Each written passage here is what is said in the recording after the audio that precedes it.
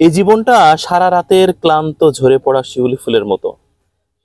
ফুল ধুলায় ঝরে পড়ে, মানুষের পায়ের নিচে পিষ্ট হয়। তাই বলে কি ফুল এত অনাদরের? ফুল যদি কোনো সমাধির উপর পড়ে, আর সেখানে শায়িত ব্যক্তি যদি ফুলকে উপদ্রব বলে মনে করে, তাহলে ফুলের জন্য তাৎক্ষণিক প্রায়শ্চিত্ত হচ্ছে মানুষের পায়ের নিচে পড়ে আত্মহত্যা করা।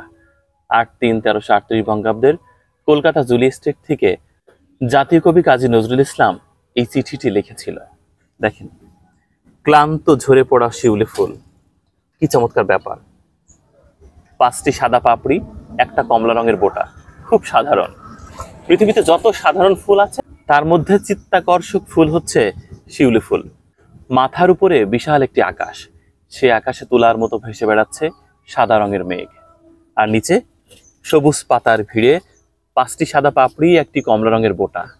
আহারে শিউলি, শৈশবের কত স্মৃতি শিউলি ফুলের সাথে জড়িত। এই কমলা রঙের বোটাটি আমরা বিভিন্ন বই কিংবা কাগজ রং করার কাজে ব্যবহার করেছি। কত গল্প, কবিতা, নাটক, উপন্যাসে প্রিয়জন তার প্রেয়সীকে বর্ণনা করেছে স্রেফ শিউলি ফুলের সাথে। কেন জানেন?